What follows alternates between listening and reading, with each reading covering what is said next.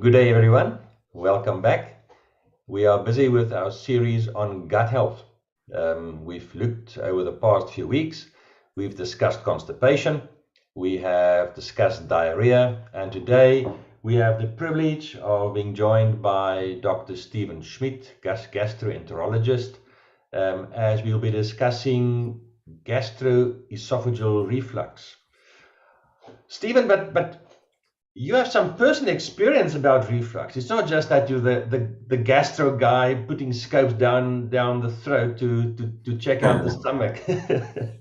You're revealing secrets, Stefanus. You're revealing secrets. Yes, I do. I think it's very easy for me, at least, to connect with people who have this problem on a non-specialist basis, because I experienced the problem myself. So the PPIs or the antacids were everywhere. They were in my office, they were in my car, they were even at my friend's house. And I've gone through this journey that you guys are going through myself. So I have personal experience and I have professional experience. Right. But thanks again for joining us. Before we talk about the ins and outs of reflux, there are so many synonyms and terms. It's heartburn, rebound, seer. What else are people calling this? Okay, so yeah, thanks for having me, and I'm really enjoying this, and I endorse what you do because this is important that people know that I'm a advocate for education so people can understand the problem themselves. Okay, so there's an interesting fact that the terms GERD, Soybrand, reflux is as a collective as a collective, it only really exists in the English and the Afrikaans languages, and the reason why I say that is in the other European languages and other languages, they will describe each and every symptom that you have because of the acid. Okay, so quickly, I have acid, it is burning, I have chest pain, things come into my mouth. The process is the content of your stomach is moving up into the wrong area, up into your mouth, and that collective is called gastroesophageal reflux disease. So gastro-stomach, esophagus is the gullet, reflux coming up, disease. I have acid, doctor. I have burning. I have throat pain. I even have dental problems. I have ear problems because of what acid can do. So it is a huge, large problem. And as simple as this problem is, it is extremely complex. And most people don't understand it, and even the experts still have theories around it. But suffice to say, what the problem is that the stomach content breaches the gateway, if you want, to the esophagus, and goes into the gullet where your body doesn't like it and can go higher up. And then the symptoms that come about because of that is collectively called GERD or reflux disease. Okay. So so it's the acid that's pushing up, but why is acid pushing up? Define that. So give us the reason why. Do you produce too much acid?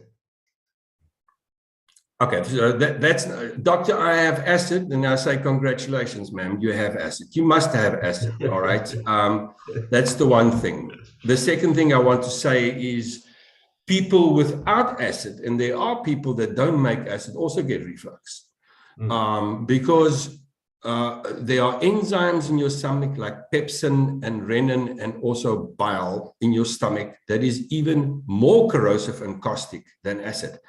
So I have acid, it doesn't mean anything. What the process is that the stomach can withstand the corrosiveness of these things that I mentioned without you having symptoms, period, unless you have an ulcer. I don't want to get complicated.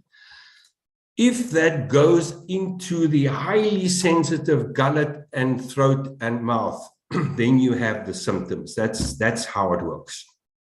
Okay, so shortly, or in short, the 98 or 95% of people don't have a serious underlying problem.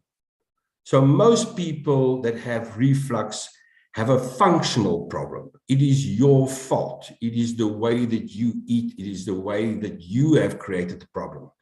A very small percentage of people, let's just put that aside, has certain illnesses, anatomical problems, in other words, problems with your anatomy of your esophagus or your stomach, large hernias and the like. Let's leave those alone, because that needs to be dealt with in and of itself.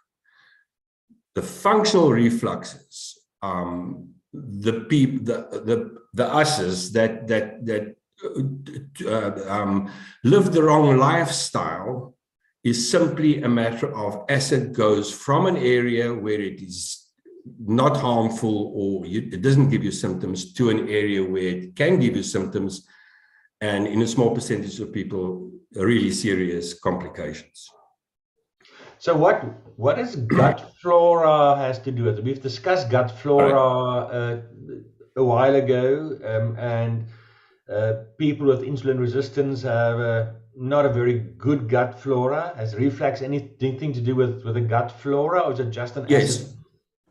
Yes, definitely. Okay, so I tell you what, when in the late 80s, early 90s, when I learned this stuff, there was this fancy word called transient relaxation of the lower esophageal sphincter. Forget the words, but it basically said they didn't understand how it worked, but this valve here at the end of your gullet relaxes when it shouldn't, and this acid comes up.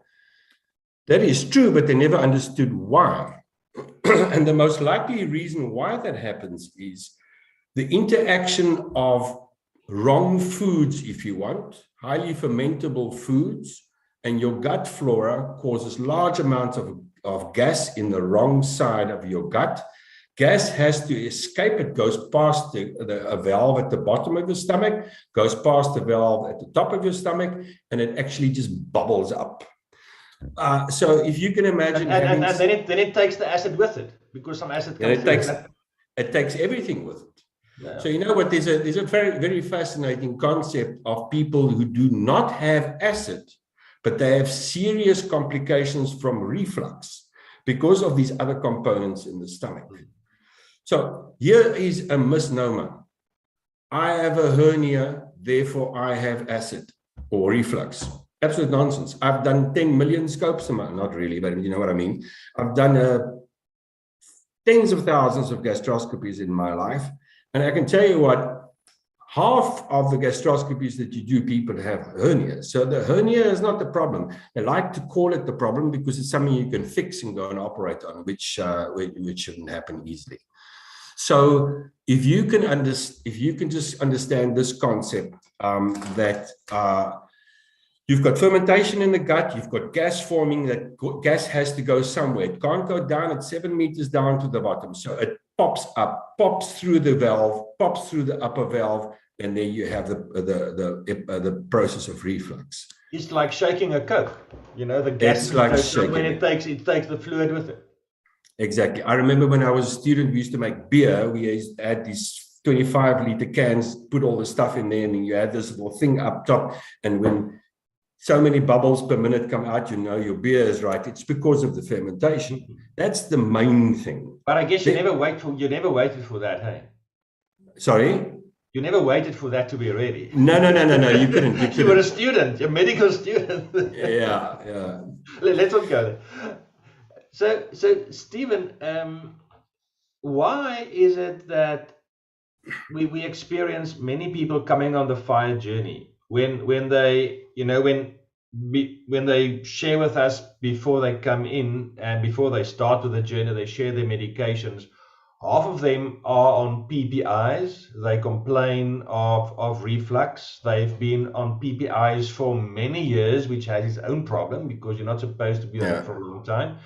So why is it that people that's insulin resistant? Some people say that's because they are obese, and that's the obesity that's causing it. But you've explained that, but why people joining, who are insulin resistant? Is there a link? Okay, it's very complex. Let's just get the obesity thing, put that aside for a second. The most classic example of a large abdomen causing reflux is a pregnant woman. But it works completely differently, because that is a space-occupying mass, if you want. The baby physically pushes on the stomach, flattens it, and causes more reflux. If you are, I'm going to say it for me, because when I was fat and I had this huge belly, that is organ fat, and that is lower abdominal fat that doesn't put any pressure on your stomach. So it is wrong, and you can tell your doctor it is wrong that he says you have reflux because you are overweight. It doesn't work like that. It is the process by which you got overweight. So I said to you in the beginning, I was a serious refluxer. If I now go and have a high carbohydrate or processed food, refined carbs, starch-like diet right now, I'm going to reflux. It is almost a direct result. And in my experience, and I've been doing, I treat with PPIs or the drugs just to stop the inflammation and to breach the crisis, and then advise people how to eat. In my experience, the overwhelming majority of people, their reflux disappears simply by taking away the carbohydrates and the processed foods. I'm not going to go through this whole little rhyme every time, or this little collection every time. You know what I'm talking about. You should follow a low starch, low carb processed diet, because that is the reason why people reflux more. I just want to say one interesting fact that I didn't mention before, and that is that there was a time where we did acid measurement in people's esophagus. So you put a little wire in the esophagus, and then that person, it records over 24 hours, and that person has to respond to when he feels this. You sometimes see on the recording afterwards 500 episodes of reflux, but when the acid registered here, but the patient would only have felt it 5 or 6 times in the day.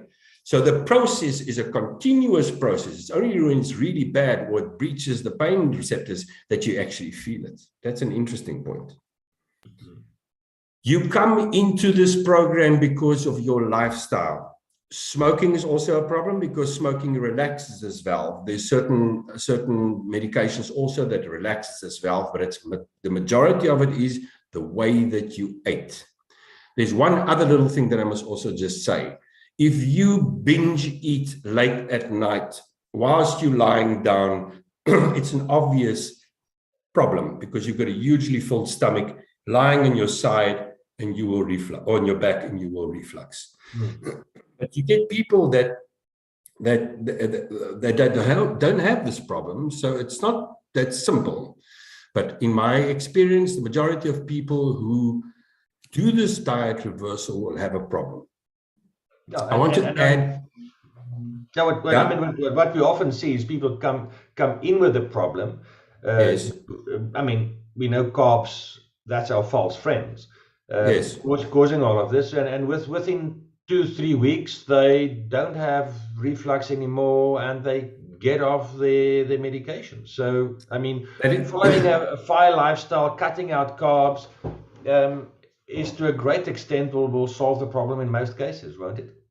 That's definitely my experience. And I can tell you, you must remember that as a gastroenterologist, I mean, we study all these incredibly fantastic diseases of the liver and the rest of the system. But I think probably about 70 to 80% of my practice was about reflux disease, so, and heartburn.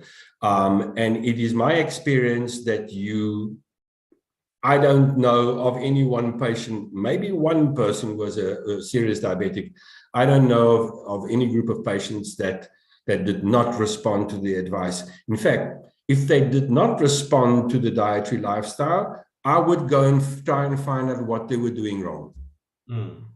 Yeah. So to me, and there's one other little thing that I just have to explain. If you've been on a PPI or the low-sec, ultra-sec kind of medications for a long period of time, what it does, it stops the production of acid in your stomach.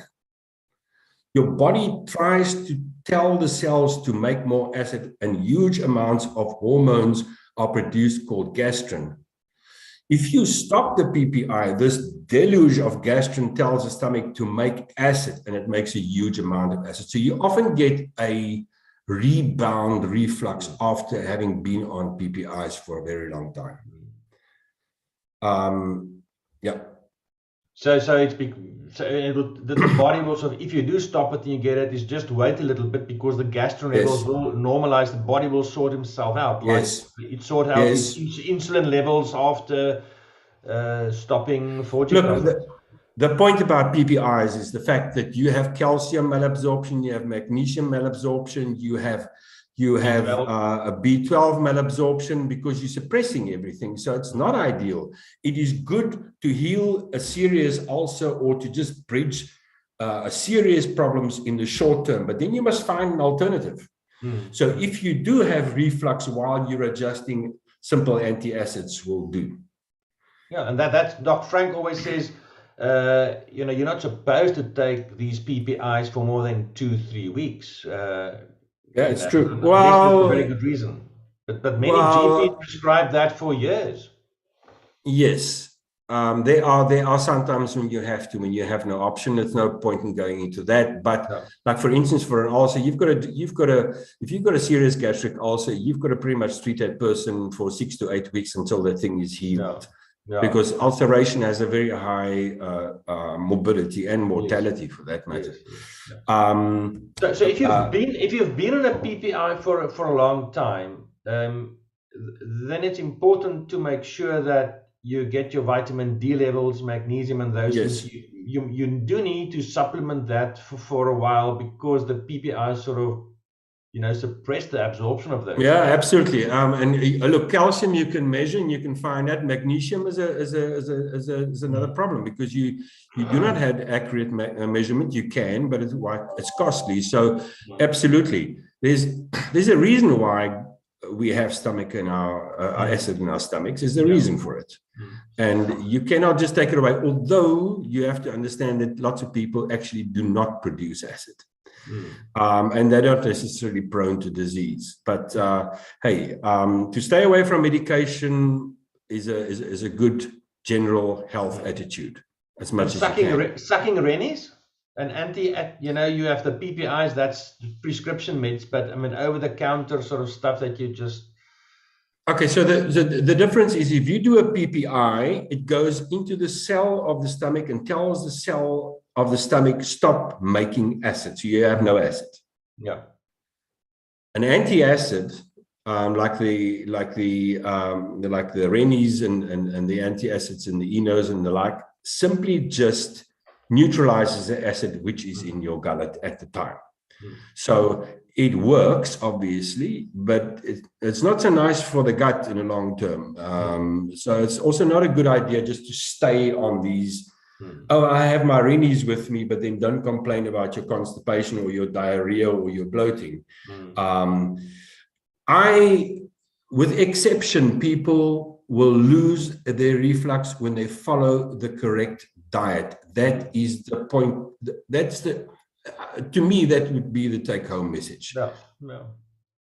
With exception, and that exception needs then to be investigated.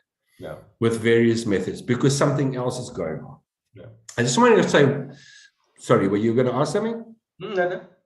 I just want to say there are lots of myths and actually, quite frankly, nonsense written on the internet. So be careful what you read. All right. So I just want to, there's one specific thing I want to address, and that is that someone has come up with this idea that you reflux more when you don't have acid in your stomach.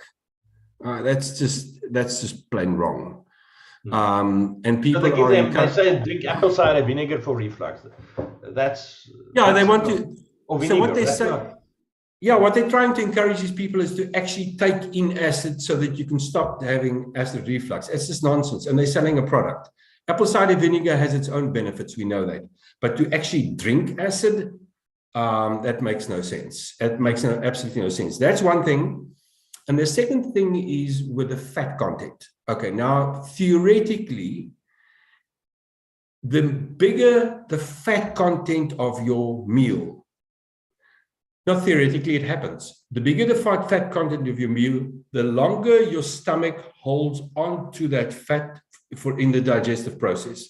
So theoretically, it could cause more reflux, but that's not entirely true. It doesn't work like that. I certainly don't see in my practice, and I take a lot of time talking to people one-on-one because of my profession, that you get heartburn or reflux because of a fatty meal. You can feel maybe a bit bloated if you had too much fat, but it's usually the carbs, and you will find it's when you have this nasty combination of fat and sugar, like a real juicy donut. That is my worst.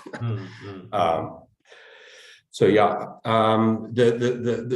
the one thing that I advise my patients who battle still regardless is just to separate your meal time and your lying down time. So don't have a meal 10 o'clock in the evening in bed, or go straight to bed and go and sleep, because you will have reflux. There are two things about reflux that's important. Number one, you have a symptom that you can address easily. Number two, it could be dangerous. So it's not something to be taken lightly. But hey, I'm sure that your process and your program is going to simply take away most of your patients' problems. If they don't, then they need further investigation. Yeah, and from experience, there's most of the participants on the FIRE journey resolve their reflux issues within 2-3 weeks of starting the journey. That's certainly my experience, and that would endorse my experience. Yes. Yeah. There's only, as you've said, three instances where it may take longer. The one is where they've stopped their PPIs, and you get that the PPI withdrawal that's causing the acid, but it will settle down.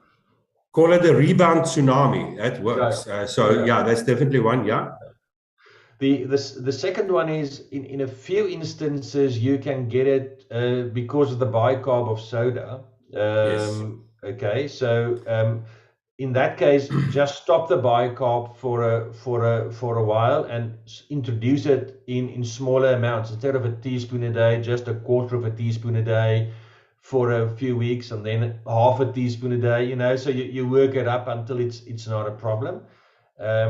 Sometimes if you fast or you do fasting, perhaps don't take the bicarb then, because often that's, if you have an empty stomach and you don't eat, but you do take your supplements and the bicarb, that may be a problem.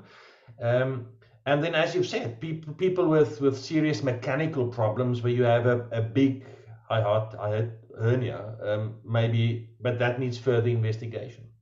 Those are few and far between.